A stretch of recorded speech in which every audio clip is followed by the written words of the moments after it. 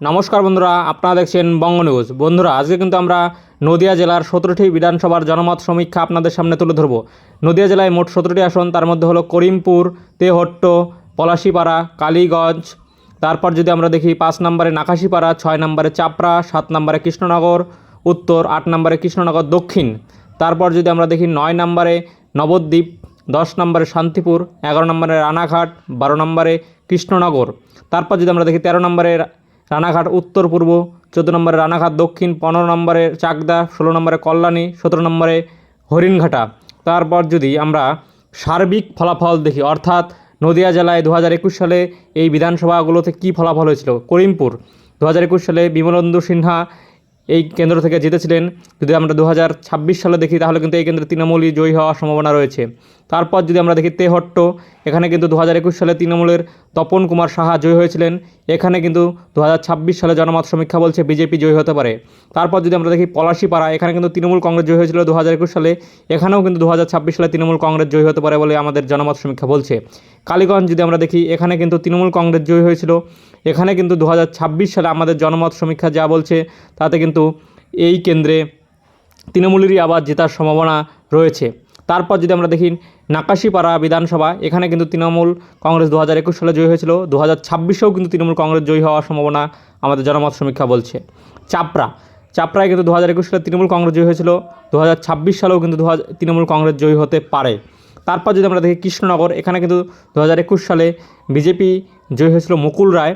এখানে কিন্তু 2026 সালে বিজেপি আবার জয়ী হতে পারে বলে আমাদের জনমত সমীক্ষা বলছে।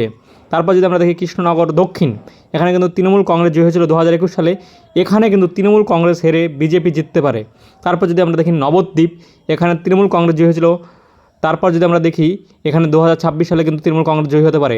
শান্তিপুর, এখানেও কিন্তু 2021 সালে তৃণমূল কংগ্রেস জয়ী হয়েছে। এখানেও কিন্তু আবার 2026 সালে তৃণমূল কংগ্রেস জয়ী হতে পারে বলে আমাদের জনমত সমীক্ষা বলছে। রানাঘাট উত্তর, এখানে কিন্তু বিজেপি জয়ী হয়েছিল 2021 সালে। 2026 সালেও কিন্তু বিজেপি জয়ী হতে পারে।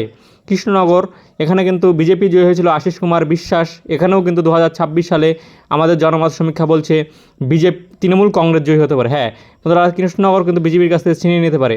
রানাঘাট উত্তর পূর্ব, এখানে কিন্তু অসীম কুমার বিশ্বাস জয়ী হয়েছিল বিজেপি থেকে 2021-এ। 26-এও কিন্তু বিজেপি জয়ী হতে পারে বলে আমাদের সমীক্ষা বলছে।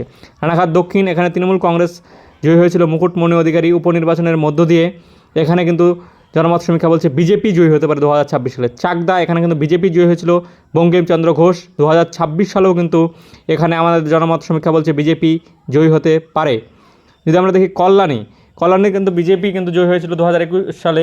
এখানে কিন্তু 2026 সালেও বিজেপি জয়ী হতে পারে বলে আমাদের জনমত সমীক্ষা বলছে। হরিণঘাটা, এখানে তৃণমূল কংগ্রেস জয়ী হয়েছিল অসীম কুমার সরকার। এখানে কিন্তু বিজেপি জয়ী হতে পারে বলে আমাদের জনমত সমীক্ষা বলছে। যদি আমরা দেখি মোট আসন এই নদিয়ার 17টি, এখানে কিন্তু তৃণমূল কংগ্রেস 8টি এবং বিজেপি কিন্তু 9টি পেতে পারে। হ্যাঁ বন্ধুরা, নদিয়ার কিন্তু 17টি আসনের মধ্যে তৃণমূল 8, বিজেপি কিন্তু 9টি আসন পেতে পারে বলে আমাদের জনমত সমীক্ষা উঠে এসেছে। তো বন্ধুরা, আপনাদের কেমন লাগলো অবশ্যই কমেন্টের মাধ্যমে জানাবেন। জনমত সমীক্ষা